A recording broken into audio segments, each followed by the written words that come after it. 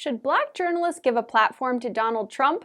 Should Black journalists have the opportunity to grill the presidential candidate with hard-hitting questions? Well, depending which question you ask, probably reveals how you feel about the National Association of Black Journalists inviting Trump to speak at its annual convention.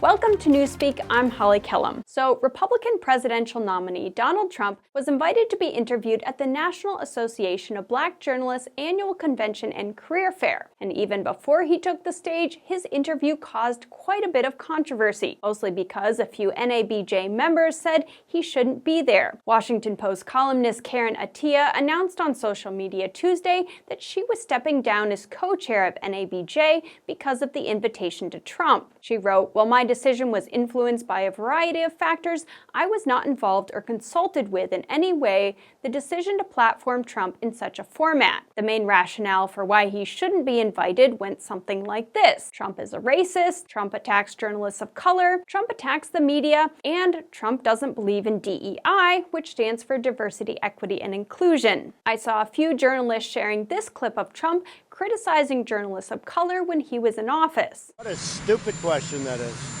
What a stupid question. But I watch you a lot. You ask a lot of stupid questions. On the campaign trail, you called yourself a nationalist. Some people saw that as emboldening white nationalists. Now people are also saying that the president. It's such a racist There are question. some people. The same thing with April Ryan. I watch her get up.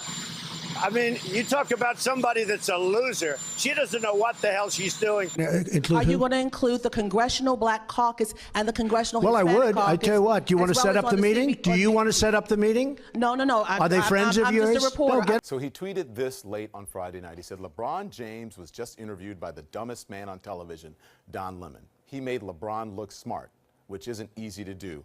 I like Mike." Now, I can tell you as a journalist who covered Trump a lot during his presidency, these clips are cherry-picked to fit a narrative. Trump went toe-to-toe with many journalists when he was in office, and as far as I can tell, he didn't single out journalists of color. Here are a few that I cherry-picked of him going after white journalists. You do have other people, and your ratings aren't as good as some of the other people that are waiting.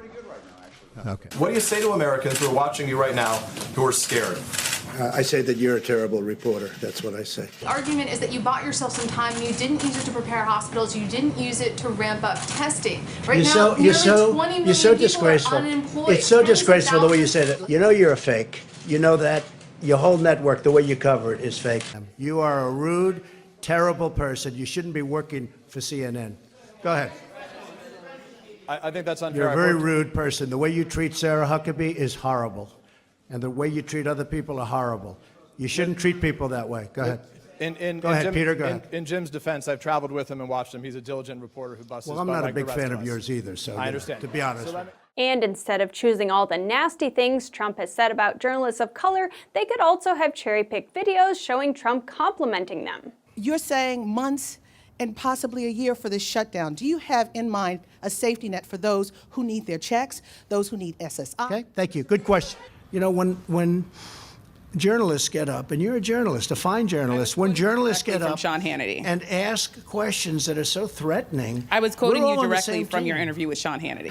And we had a great interview, I think, and I heard you got very good ratings on that Well, you interview. told me it was the longest one of your life, so we had a good discussion. Now, I'm not going to say that Trump doesn't go after the press. He does, which I think is actually a big reason his supporters love him. There's a big portion of this country that doesn't trust the news media and think that journalists are more interested in pushing a narrative than reporting the unvarnished truth. I hear you, and it's part of the reason I started this channel. But to say that Trump has somehow diminished the press's credibility would be like accusing a knife of stabbing someone. The media is ultimately holding the knife, and whatever credibility they've lost, I think is mostly their own doing. Now, one thing Trump likes to do is to make journalists part of the story, which journalists generally don't like to be. And this interview was no exception. Trump called out the tone of the first question by dishing it right back to ABC's Rachel Scott. I want to start by addressing the elephant in the room, sir. A lot of people did not think it was appropriate for you to be here today. You have pushed false claims about some of your rivals, from Nikki Haley to former President Barack Obama, saying that they were not born in the United States, which is not true. You have told 4 congresswomen of color who were American citizens to go back to where they came from. You have used words like animal and rabbit to describe black district attorneys. You've attacked black journalists, calling them a loser, saying the questions that they ask are, quote, stupid and racist. You've had dinner with a white supremacist at your Mar-a-Lago resort. So my question, sir, now that you are asking black supporters to vote for you, why should black voters trust you after you have used language like that? Well, first of all, I don't think I've ever been asked a question in such a horrible manner, a first question. You don't even say, hello, how are you? Are you with ABC? Because I think they're a fake news network, a terrible network. Now, as hostile as that exchange was, that didn't seem to represent the sentiment of everyone in the crowd. Listen to the crowd as he comes on stage. And when he says this. Where sir, I have if you a don't mind, hostile judge. We have you for a limited time, sir. I'd love to move on to different topics. No, excuse you. You're the one that held me up for 35 minutes, just so you understand. Now, one of the controversies about this event is whether Democratic presidential candidate Kamala Harris was supposed to be on stage with Trump. I was invited here, and I was told my opponent, whether it was Biden or Kamala, I was told my opponent was going to be here. It turned out my opponent isn't here. You invited me under false pretense, and then you said you can't do it with Zoom. Well, where's Zoom? She's going to do it with Zoom, and she's not coming. Now, the NABJ released a statement saying that they had been in talks with both campaigns since January about an interview. Once Harris took over the campaign, they said they communicated with their staff, but were unable to secure an in-person interview for the convention. Trump said because of this, he was asked to do the interview under false pretenses. Now, NABJ is saying that they are in talks with Harris to do an interview in September. They said it could be in person or virtually, which, if what Trump said is true, would clearly be a double standard for Trump versus Harris. Now, I should mention here that NABJ President Ken Lemon released a statement. In fact, there's a whole FAQ section on the website about Trump's appearance, but in that statement, he said, "While we acknowledge the concerns expressed by our members, we believe it is important for us to provide our members with the opportunity to hear directly from candidates and hold them accountable." So again, depending how you look at this interview, it's either platforming Trump or holding him accountable. Now, there were a few noteworthy things that came out of the event.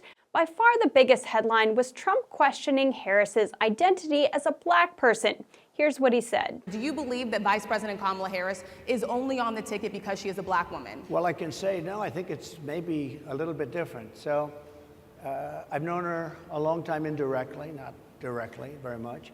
And she was always of Indian heritage, and she was only promoting Indian heritage. I didn't know she was black until a number of years ago when she happened to turn black, and now she wants to be known as black. So I don't know, is she Indian or is she black? She is always identified as a black woman. She went to a historically black college. I respect either one, but she obviously doesn't, because she was Indian all the way, and then all of a sudden she made a turn, and she became a black person. Just to be clear, sir, do and you I believe think, that I think she is somebody should look into that too when you ask continue in a very hostile, nasty tone.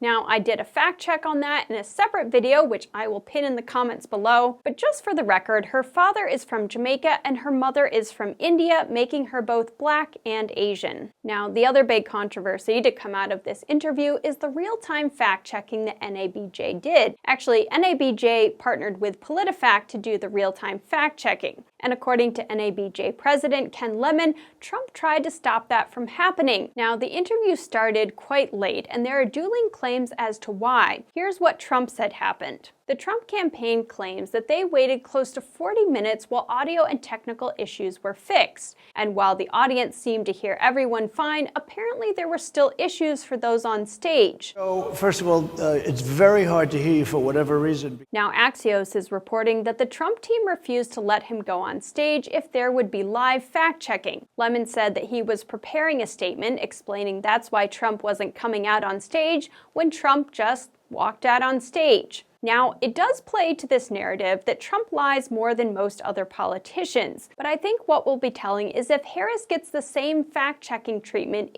when she does an NABJ interview. But what do you think about this interview? Do you think this is platforming Trump, or is this just about black journalists being able to hold him accountable? Let me know in the comments below, and if you like this video, please share it with your friends, hit that like button, subscribe to the channel, and leave a comment for the algorithm. Once again, I'm Kellum, and you're watching Newspeak.